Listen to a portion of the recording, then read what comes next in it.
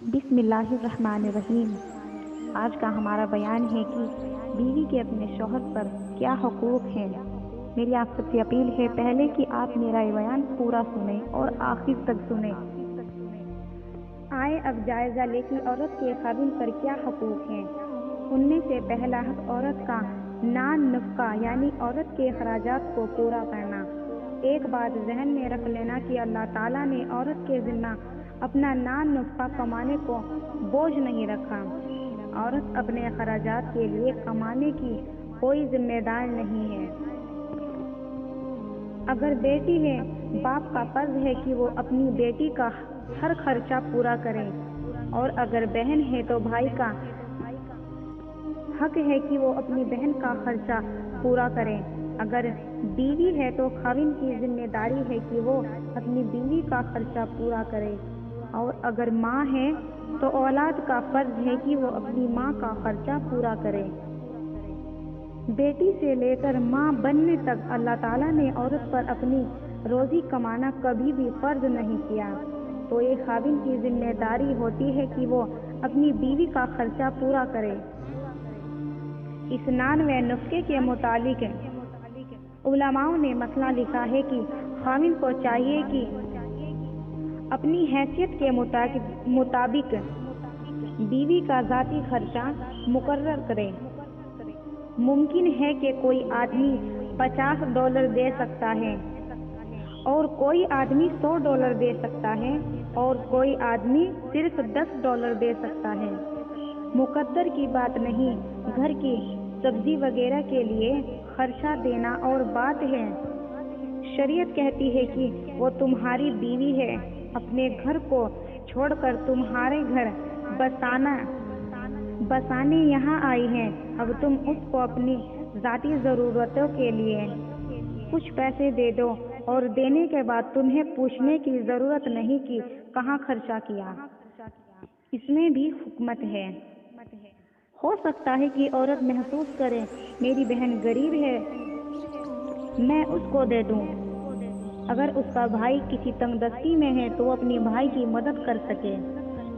اسے تب خوشی ہوگی جب وہ کسی غریب عورت کا دکھ بانٹے۔ لہذا جب ذاتی خرچہ دے دیا تو اب پوچھنے کی ضرورت نہیں، وہ جہاں چاہے خرچہ کر سکتی ہے۔ بیوی کی حقوق سے متعلق دوسری بات سنیے۔ علماء نے مسئلہ لکھا ہے کہ جب مرد کسی عورت سے نکاح کرے تو اس کی ذمہ داری ہے کہ اس عورت کو سر چھپانے کے لیے اپنی حیثیت کے مطابق جگہ بنوا دے۔ عورت کو کوئی ایسی جگہ پرووائڈ کر دینا جہاں وہ سر چھپائے، یہ خاوند کی ذمہ داری ہے۔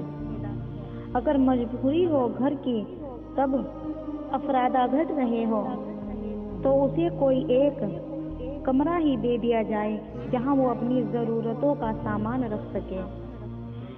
یہ نہ ہو کہ بیوی کا بھی وہی کمرہ ہو اور اس میں ماں باپ کا سامان بھی پڑا ہو، کسی اور کا سامان بھی پڑا ہوا ہو۔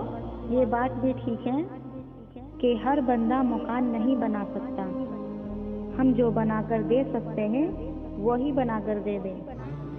یہ خاوند کے فرض میں سے ایک فرض ہے۔ تیسری بات سنیے۔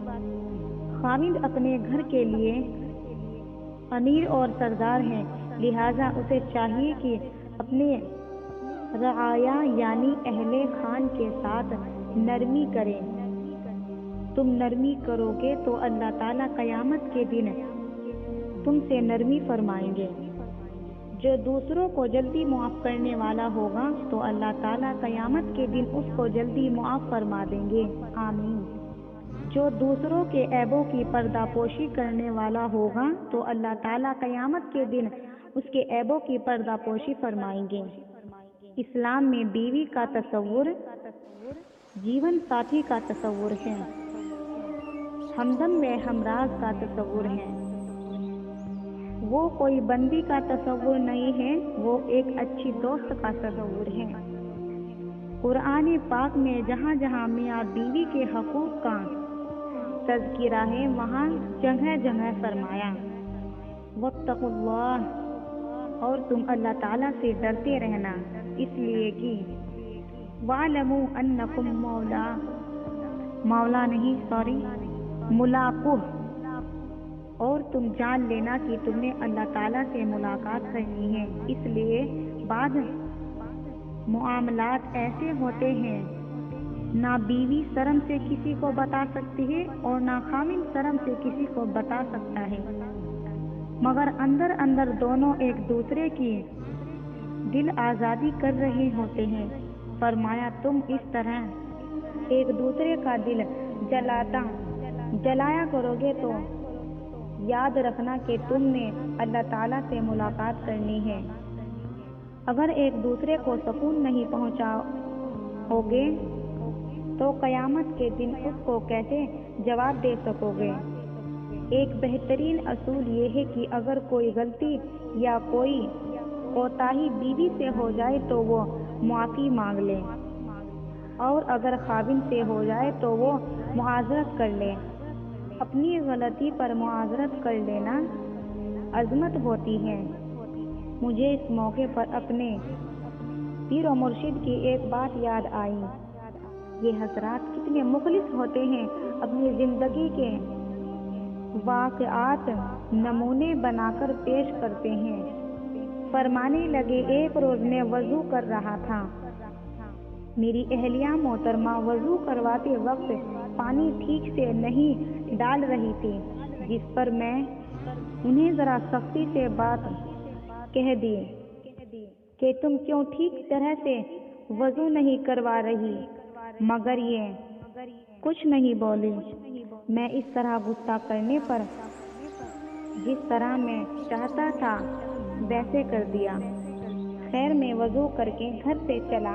रास्ते में ख्याल आया, अभी तो मैं अल्लाह ताला की मखलूक के साथ ये बर्ताव कर रहा था, अभी मुसल्ले पर जाकर नमाज पढ़ाऊंगा, मेरी नमाज कैसे कबूल होगी। कहने लगे, मैं आधे रास्ते से वापस आया और बीवी से मुआज़रत की, उसने मुझे माफ़ कर दिया। फिर मैंने जाकर मस्जिद में नमाज पढ़ाई। ये हकूक़ होते हैं बीवियों के अपने शौहरों पर, जो तुम शौहर को पूरे करने चाहिए। अपनी बीवियों से मोहब्बत से पेश आना चाहिए, उनकी हर नेक और जायज़ बात माननी चाहिए, उनको अच्छा खर्चा देना चाहिए, और खर्चा देने के बाद ये पूछना भी नहीं चाहिए कि तुमने खर्चा कहाँ कहाँ किया। बीवी भी समझदार है, वे पागल थोड़ी ना है कि वे बाफजूल खर्चा करेगी, वह भी सोच समझ के खर्चा करती होगी। तो आप सब मोहब्बत से रहो। आप सबको अस्सलाम वालेकुम। अगर आपको मेरा ये बयान अच्छा लगा है तो इसे लाइक कीजिए, दूसरों में शेयर ज़रूर कीजिए, ताकि कुछ बीवी और शौहर इन बातों को समझ सके। और दुआ में ज़रूर याद रखिएगा। अल्लाह हाफिज़।